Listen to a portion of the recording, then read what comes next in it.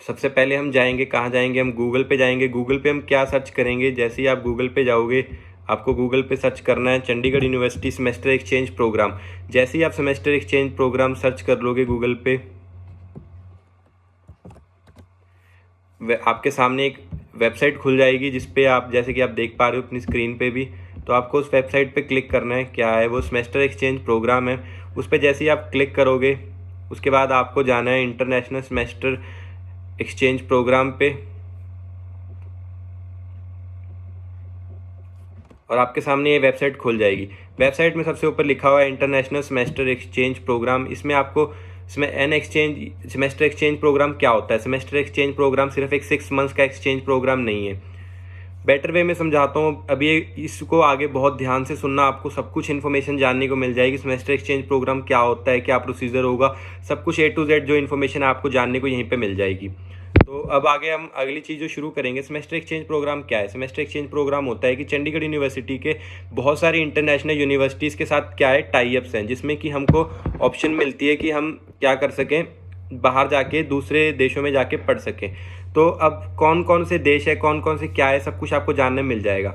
Semester exchange programme की validity, semester exchange से आप समझ सकते हैं कि एक सेमेस्टर के लिए आप एक्सचेंज करेंगे। यहाँ पे स्टडी अब्रॉड का प्रोग्राम भी होता है जिसमें हम 2 साल यहाँ पे पढ़ सकते हैं और 2 साल बाहर पढ़ सकते हैं, लेकिन वो एक अलग प्रोग्राम है। यहाँ पे हम जिस चीज़ की बात कर रहे हैं वो है semester exchange programme. Semester exchange की प्रोग्राम की मैंने आपको वेबसाइट तो दिखाई दी है। सेमेस्टर एक्सचेंज के यहाँ पे भी बहुत अच्छे से मतलब लिखा हुआ है कि फ़ायदे क्या क्या होंगे। एक तो आपके रिज्यूम में इंटरनेशनलाइजेशन रिज्यूम ऐड हो जाएगा। उसके बाद दूसरी चीज़ क्या है, नो सेमेस्टर फीस, मतलब आपको बाहर के जो कॉलेज की फ़ीस है वो नहीं देनी है। जो फीस आपकी चंडीगढ़ यूनिवर्सिटी में आपको वही फ़ीस पे करनी है यहाँ पे पढ़ने के लिए। उसके बाद आपको बाहर की यूनिवर्सिटी से बहुत अच्छी प्रैक्टिकल और थ्योरेटिकल नॉलेज मिल जाएगी पढ़ने के लिए।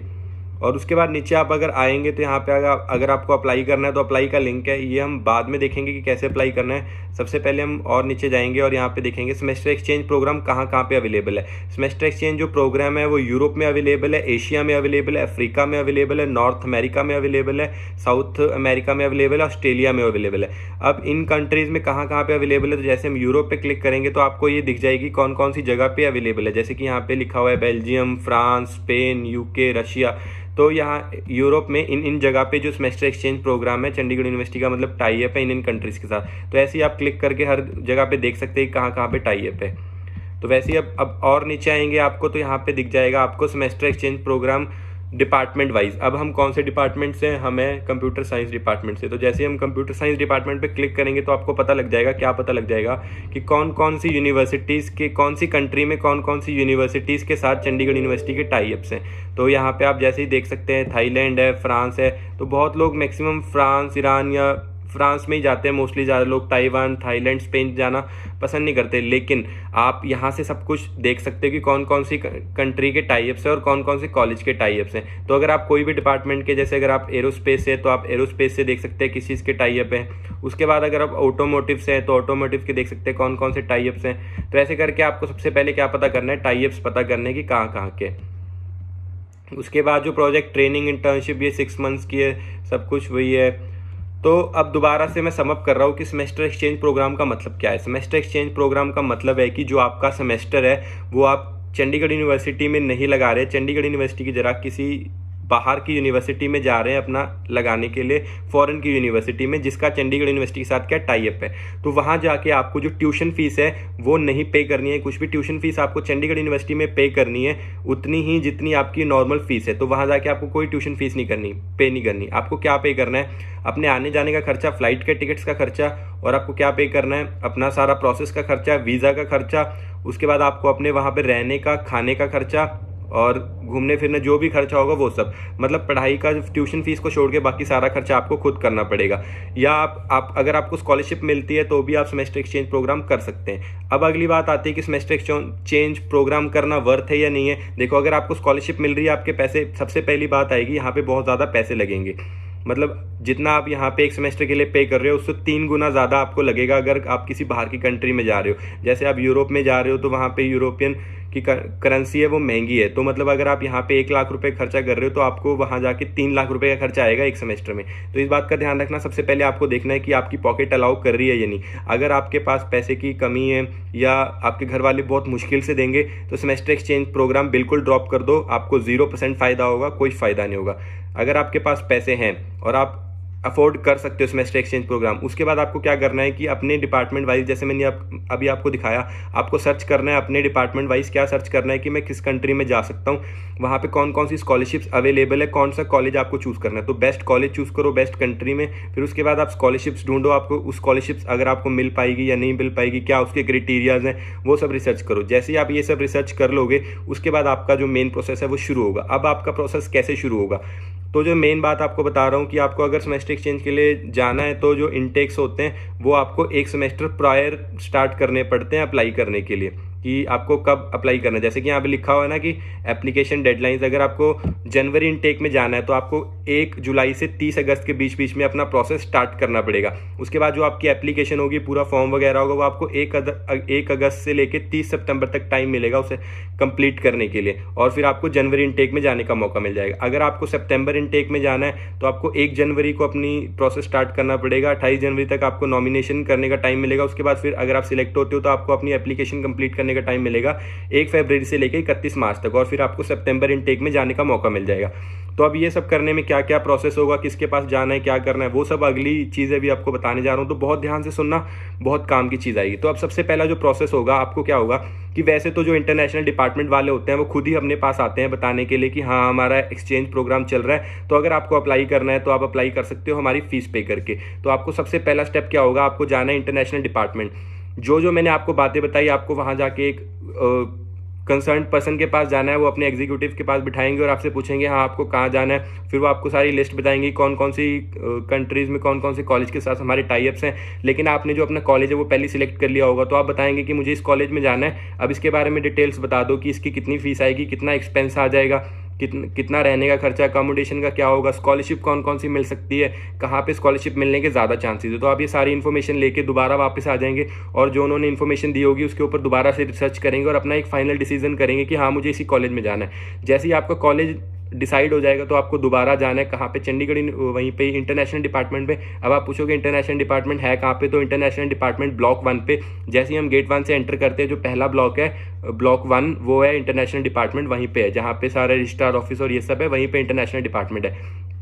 वहाँ पे आप जा सकते हैं और जाके उनको बता देंगे कि मेरे को यहाँ पे एडमिशन लेना है। फिर वो आपका प्रोसेस करना स्टार्ट करेंगे। प्रोसेस करने का सबसे पहला क्या काम होगा कि वो अपनी इंटरनेशनल फीस लेंगे, इंटरनेशनल डिपार्टमेंट की फ़ीस लेंगे। मतलब आपको इंटरनेशनल डिपार्टमेंट की फ़ीस देनी पड़ेगी, जो कि अप्रॉक्सीमेट 5000 थी, अभी शायद 6 या 7000 के करीब हो अगर बड़ी होगी, लेकिन हम अज्यूम करते हैं कि वो 5000 ही है। तो आपको सबसे पहले तो फीस पे करनी पड़ेगी इंटरनेशनल डिपार्टमेंट की। जैसे ही आप कर देंगे उसके बाद आपको क्या होगा कि वहाँ पे आपका डॉक्यूमेंटेशन वर्क शुरू हो जाएगा। डॉक्यूमेंटेशन वर्क में क्या होगा आपके साथ कि आपको सबमिट करना होगा इंटरनेशनल फिर उसके बाद जो इंटरनेशनल डिपार्टमेंट होगा वो आपसे क्या मांगेगा, सर्टिफिकेट्स मांगेगा। कौन कौन से, आपका डॉक्यूमेंटेशन वर्क शुरू हो जाएगा। पहले वो 2 सर्टिफिकेट्स मांगेंगे। कौन कौन से 2 सर्टिफिकेट्स मांगेंगे, एक तो आपका इंग्लिश प्रोफेंसी सर्टिफिकेट, जिसमें आपका प्रूफ होगा कि हाँ आपने चंडीगढ़ यूनिवर्सिटी में इंग्लिश में पढ़ाई की और आप इंग्लिश अच्छी बोल लेते हो, तो इंग्लिश प्रोफेंसी सर्टिफिकेट। और दूसरा होगा no objection certificate from your department.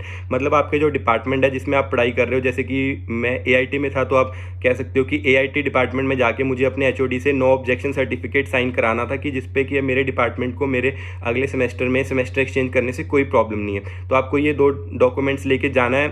कहाँ पे जाओगे, दोबारा इंटरनेशनल डिपार्टमेंट के पास, वहाँ जाके आपको सबमिट कर देने अपने।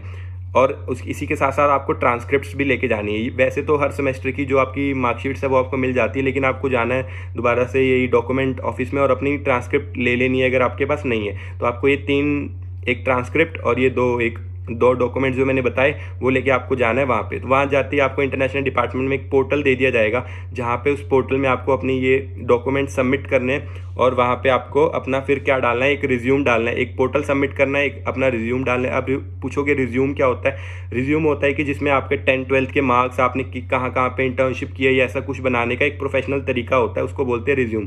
तो आपको अपना एक अच्छा सा रिज्यूम डिज़ाइन करना है। ये सब स्टेप्स बहुत इंपॉर्टेंट है, एक अच्छा रिज्यूम डिज़ाइन करना बहुत इंपॉर्टेंट है। फिर उसके बाद आपको एक एसओपी लिखनी है। एसओपी को बोल सकते हैं स्टेटमेंट ऑफ पर्पस या मोटिव लेटर, जिसमें आपको स्टेट करना है कि आप क्यों उस यूनिवर्सिटी में जाके पढ़ना चाहते हो या क्यों उस कंट्री में जाके पढ़ना चाहते हो और उसी यूनिवर्सिटी में क्यों पढ़ना चाहते हो, क्या आपका मोटिव है, क्या आपका पर्पस है और क्या आप सोच के आ रहे हो कि आपका क्या क्या गोल्स रहेंगे करने के लिए। तो आपको वो डिज़ाइन करना है और वहाँ पे अपलोड कर देना है। फिर उसके बाद आपको क्या करना है, वेट करना है कम से कम 1 महीना। उसके बाद जैसे ही आपका स्टेटमेंट ऑफ पर्पस वो सब दूसरी यूनिवर्सिटीज़ वाले रिव्यू करेंगे, वो सब करेंगे, तो 1 महीने का टाइम लग जाता है। तो अगर आप सिलेक्ट होते हैं तो 1 महीने के बाद आपको 2 चीज़ें मिलेंगी। एक तो मिलेगा आपका ऑफर लेटर, जैसे कि अगर आप बहुत लोग कनाडा या कहीं भी जाना चाहते होंगे तो हर यूनिवर्सिटी में पढ़ने के लिए ऑफर लेटर आता है। या आप सिलेक्ट होते हैं, तो अगर आप सिलेक्ट होते हैं तो जैसे रिजल्ट आएगा जो एप्लीकेशन आपने सबमिट किया उस एप्लीकेशन का, तो आपको एक एडमिशन लेटर आ जाएगा और एक करिकुलम आ जाएगा जिसमें कि उनके सारे सब्जेक्ट्स मेंशन होंगे। अब यहाँ पे पढ़ने का फ़ायदा ये होता है कि जब हम सेमेस्टर एक्सचेंज करते हैं तो वो हमको अपना एक पूरा करिकुलम भेज सकते हैं कि हमारे पास ये सब्जेक्ट्स के ऑप्शन है जो आप पढ़ सकते हैं, उन सब्जेक्ट्स के अकॉर्डिंग क्रेडिट लिखे होंगे।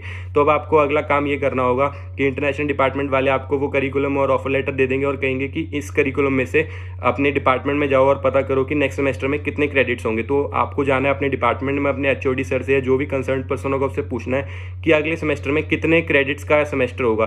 सपोज करो वो कहते हैं कि 24 क्रेडिट्स होंगे, तो जो आपको इंटरनेशनल डिपार्टमेंट में लिस्ट दी होगी सब्जेक्ट्स की, उसमें से आपको ऐसे सब्जेक्ट्स चूज करने हैं जिसका टोटल सम 24 क्रेडिट बने या उससे ज़्यादा बने। तो आपको सिलेक्ट कर सकते हैं कि कौन कौन से सब्जेक्ट मुझे पढ़ने हैं, लेकिन उसमें एक कंडीशन है कि उसमें जो क्रेडिट का सम है वो क्रेडिट सम ऐसा नहीं होगा कि मतलब आप इजी चूज कर लोगे। तो आपको ऐसे सब्जेक्ट्स चूज करने पड़ेंगे जिसका जो क्रेडिट का सम है वो 24 से ऊपर बन जाए या 24 बने। मतलब आपको जितने क्रेडिट अगले सेमेस्टर में है उतने क्रेडिट आपको मिनिमम बनाने ही पड़ेंगे, उससे कम सब्जेक्ट आप चूज नहीं कर सकते।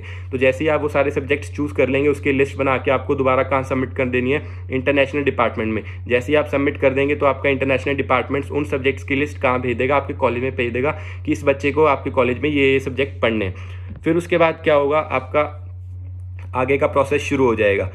आगे का प्रोसेस क्या होगा, जिसमें कि आपको चीज़ें सबमिट करनी होंगी, अपनी दूसरी डॉक्यूमेंटेशन पूरी करनी होगी। कौन कौन सी डॉक्यूमेंटेशन पूरी करनी होगी जो आपको बाहर जाने के लिए चाहिए, जिसमें कि आपको एक अपना वैलिड पासपोर्ट अपना पहले से बनवा के रखें। अगर आपका एक्सचेंज का कोई भी इरादा है तो अपना पासपोर्ट बनवा के रखें। उसके बाद आपको चाहिए प्रूफ ऑफ इनकम, मतलब आपके मम्मी या पापा के अकाउंट में कम से कम 5 से 6 लाख रुपये होने चाहिए। प्रूफ ऑफ इनकम होना चाहिए कि आपके पास है इतना फाइनेंशियल। और उसके बाद आपका लाइफ इंश्योरेंस होना चाहिए। लाइफ इंश्योरेंस के बाद आपके पास क्या बोलते हैं, फ्लाइट टिकट्स होनी चाहिए। और उसके बाद जैसे कि मैंने आपको पहले बताया था कि आपको अपना अकोमोडेशन देखना है, पहले से ही सर्च करके रखना है कहाँ रहना है कहाँ नहीं। और ये अगर आप चंडीगढ़ यूनिवर्सिटी की तरफ से ले रहे हैं तो उनको तो फ्लाइट टिकट, अकोमोडेशन और कवर लेटर, ये सारे 5-6 जो डॉक्यूमेंट है जो मैंने आपको बताए, ये आपको क्या करने, पूरे करने, प्रिपेयर करने, जो आपको टाइम मिलेगा। तो उसके बाद अगर आपके पास अभी आप कहोगे कि हमारा वीज़ा तो आया नहीं है, तो हम पहले से अकोमोडेशन, फ्लाइट टिकट्स ये सब कैसे बुक करा सकते हैं, तो इसके लिए भी चंडीगढ़ यूनिवर्सिटी का इंटरनेशनल डिपार्टमेंट आपको हेल्प कर देगा। आप उनके पास जाओगे और उनको पूछोगे कि हाँ हमको ये सब पूरा करना है तो कैसे करें, तो वो आपको कुछ फीस चार्ज करेंगे और आपको डेमो मतलब डमी टिकट्स और ये सब अरेंज करा देंगे। तो इसमें पूरी हेल्प आपको उनसे ही लेनी है, खुद से ज़्यादा वो नहीं करना है। जाके उनसे सब कुछ पूछो, हेल्प मांगो, वो आपकी बिल्कुल हेल्प करेंगे। तो जाके उनसे हेल्प मांगनी है। तो ये सब जैसे ही आपके अरेंज हो जाएंगे तो उसके बाद आपको इंटरव्यू देना है कंट्री की कंपनी के साथ। मतलब जैसे हम देते हैं ना इमिग्रेशन इंटरव्यू, वैसे ही आपको जाना है एक डिपार्टमेंट में उस कंट्री की, वो भी आपको चंडीगढ़ यूनिवर्सिटी बताएगी कि कहाँ जाना है, किसको इंटरव्यू देना है, वहाँ जाना है। तो वहाँ जाके आपको इंटरव्यू देना पड़ेगा। और फिर वो होता है कि जिस कंट्री में आप जा रहे हो, जैसे आप फ्रांस जा रहे हो या आप कनाडा जा रहे हो, तो कनाडा का इमिग्रेशन वाले होते हैं, वो हम हायर करते हैं कंपनीज को आपका इंटरव्यू लेने के लिए। तो जैसे ही आप इंटरव्यू दोगे उनको, तो वो सब कुछ आपको पूछेंगे, आपके डॉक्यूमेंटेशन वगैरह चेक करेंगे और आपको एक फाइनल लेटर देंगे जिसमें ये मेंशन्ड होगा कि हाँ आपके पास सारे डॉक्यूमेंट्स पूरे हैं और आप बिल्कुल स्टेटमेंट ऑफ पर्पस, मतलब आपका सब कुछ ओके है। वो आपको पासपोर्ट ये सब चेक वेक करके एक लेटर बना के दे देंगे कि हाँ ये बंदा बिल्कुल सही है। फिर उसके बाद एक डेट दी जाएगी जिसके बाद आप जा सकते हैं कहाँ पे, वीज़ा ऑफिस जा सकते हैं, जिसको वीज़ा फेलिसिटेट सर्विसेज ऑफिस भी बोलते हैं, VFS ऑफिस जिसको बोल सकते हैं, आप जा सकते हैं वहाँ पे। जो एक बात और बताना भूल गया, जो यहाँ पे मैंने बताया था, जो आप कंपनी के साथ इंटरव्यू दे रहे हैं उसकी भी फीस होती है। उसकी 15,000 से लेके 16,000 के बीच में उसकी फ़ीस होगी जो आपको देनी पड़ेगी। वो डिपेंड करती है कंट्री टू कंट्री की, आप कौन सी कंट्री की कौन सी कंपनी के थ्रू दे रहे हो, उनकी अपनी अपनी फ़ीस होती है। तो जो जनरल फ़ीस है वो 15 से लेके 30,000 के बीच में होती है, कि 15 से लेके 13,000 आपकी इंटरव्यू की फ़ीस हो जाएगी। तो एक बार हम कैलकुलेट करते हैं कि आपने कितना खर्चा कर लिया। सबसे पहले तो आपको इंटरनेशनल डिपार्टमेंट की फ़ीस देनी है 5,000 रुपीज़। उसके बाद आपको अपने डमी टिकट्स और इंश्योरेंस ये सब के देने हैं पैसे कितने 5000 रुपीज़। उसके बाद आपको 15,000 रुपीज़ देने हैं अपने इंटरव्यू के लिए, हम मिनिमम कर रहे हैं तो 15 5 20 और आपके 25,000 रुपीज़ आपका खर्चा हो चुका है अभी तक। उसके बाद फिर आपको जाना है, जब आपके पास वो फाइनल लेटर आ जाएगा आप जाएंगे वीज़ा फैसिलिटेट ऑफिस, वहाँ जाके अप्लाई करेंगे। जैसे आप अपना वीज़ा अप्लाई करेंगे तो वीज़ा अप्लाई के लिए भी फ़ीस होती है। वैसे तो फ़ीस बहुत ज़्यादा होती है, 30 to 40,000 होती है, लेकिन जो कंपनी में हम पहले इंटरव्यू दे के आए हैं वो एक उनकी ऑर्गेनाइज्ड है, तो उनके थ्रू जा रहे हैं, हम उनका लेटर लेके जा रहे हैं, तो हमारी फ़ीस कम लगेगी। लेकिन कितनी फ़ीस लगेगी, वो लगेगी 10 to 15,000 के बीच में। तो हम 15,000 ही अज्यूम करते हैं, तो हमारे 40,000 रुपीज़ और लग गए वीज़ा अप्लाई करने के लिए। जैसे ही आप अप्लाई करके आ जाएंगे तो आपको 2 से लेकर 3 वीक तक क्या करना पड़ेगा, वेट करना पड़ेगा। उसके बाद आपका जो वीज़ा है वो आ जाएगा। जैसे ही आपका वीज़ा आ जाएगा तो फिर आप जा सकते हैं और आपका हो गया प्रोसेस, मतलब वीज़ा आ गया और आपको जनवरी में इनटेक मिल जाएगा। तो ये सारा प्रोसेस था, बहुत ही स्मूथ प्रोसेस है। आपको इसमें बहुत ज़्यादा हेल्प करेगी चंडीगढ़ यूनिवर्सिटी। और करना ना करना यार, सबसे पहले मैंने आपको बताया कि सबसे पहले अगर आपको करना है तो सबसे पहले तो आपकी पॉकेट अलाउ करनी चाहिए। अगर आपको करने का मौका मिलता है, आपके पास पैसे हैं, तो हाँ यार ये करना वर्थ रहेगा। करना वर्थ क्यों रहेगा, इसके बेनिफिट्स मैं आपको बता रहा हूँ। आपके रिज्यूम में ऐड हो जाएगा कि आप बाहर पढ़ के आए हो। अगर आपका फॉरेन जाने का प्लान है तो आप फ्यूचर में जब उस कंट्री में पढ़ने के लिए जाओगे या जॉब करने के लिए जाओगे तो आपको प्रायोरिटी मिल जाएगी, क्योंकि आपने वहाँ से स्टडी की हुई है तो आपको प्रायोरिटी मिल जाएगी। वहाँ की जो PR होती है वो भी आपको मिल सकती है इस बेसिस पे कि आपने वहाँ पढ़ा हुआ है। आपको जॉब मिल सकती है, क्योंकि अगर आप वहाँ जाके यार मतलब पढ़ोगे और पढ़ रहे हो तो आपको पता लगेंगी अपॉर्चुनिटीज़ वगैरह, आपकी जान पहचान बनेगी, आपको वहाँ का पता लगेगा, तो आपको वहाँ पे इंटर्नशिप करने का मौका या जॉब करने का मौका भी मिल सकता है इस बेसिस पे। और आपकी जो पर्सनल स्किल्स हैं, कम्युनिकेशन स्किल्स है, रहने वहने की स्किल्स है, वो सब भी इंक्लूड हो जाएगी। और आपके जो रिज्यूम होगा उसमें तो ये थोड़ा सा फ़ायदा करेगा ही, लेकिन ऐसा नहीं है कि एक बच्चा अगर नहीं कर रहा है तो उसको बहुत ज़्यादा नुकसान है, ऐसा बिल्कुल भी नहीं है। हाँ, अगर आपको मौका मिल रहा है, आपकी पॉकेट अलाउ कर रही है तो डेफिनेटली इसका बहुत फ़ायदा है। लेकिन अगर आपके पास पैसे नहीं है या अफोर्ड नहीं कर सकते तो ये बिल्कुल भी मत करो। इसका कोई ऐसा फ़ायदा नहीं है कि अगर मैं नहीं करूँगा तो मुझे बहुत ज़्यादा नुकसान हो जाएगा, ऐसा कुछ भी नहीं है। ठीक है, तो यही सब आपको बताना था। और इसके लिए जो मेन इंपॉर्टेंट बात है, क्राइटेरिया, वो क्या है कि आपके यहाँ 10th-12th में मोर देन 60% मार्क्स होने चाहिए, कॉलेज में अटेंडेंस 75% से ऊपर होनी चाहिए, CGPA 6.5 से 6.5 से ऊपर होनी चाहिए आपकी जो CGPA है वो, और आपकी कोई भी एक्टिव बैकलॉग नहीं होनी चाहिए। तो ये कुछ क्राइटेरिया है अप्लाई करने के लिए। तो ऐसा कुछ प्रोसेस था, मैंने आपको सारा बता दिया। आई होप आपको प्रोसेस अच्छे से समझ आ गया हो।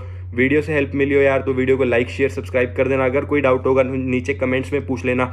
सारा कुछ ये वेबसाइट पे मेंशन्ड है, एक बार आप जाओगे तो यहाँ पे जाके आपको सब कुछ दिख ही जाएगा कि आपकी कंप्यूटर साइंस की कौन कौन सी कंपनीज है। आप ये सारे कॉलेजेस को सर्च कर सकते हो, इनके बारे में आपको गूगल से, यूट्यूब से मिल जाएगा, क्वेरा पे पढ़ने को मिल जाएगा। यहाँ पे आप लिंक्डइन पे इन कॉलेजेस के बच्चों से कॉन्टैक्ट करके उनसे पूछ सकते हैं कि कॉलेज कैसा है कैसा नहीं। तो ये सब आपको मिल जाएगा ऑनलाइन। तो आपको थोड़ी सी मेहनत करनी पड़ेगी, अप्लाई करने से पहले थोड़ी सी मेहनत करना, रिसर्च करना, अच्छे से स्कॉलरशिप्स के बारे में पता करना।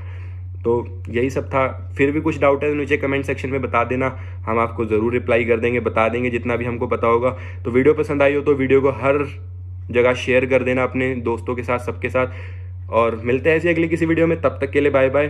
चैनल को सब्सक्राइब करना मत भूलना, वीडियो को लाइक करना मत भूलना, शेयर करना मत भूलना। मिलते हैं अगली किसी वीडियो में, तब तक के लिए बाय बाय।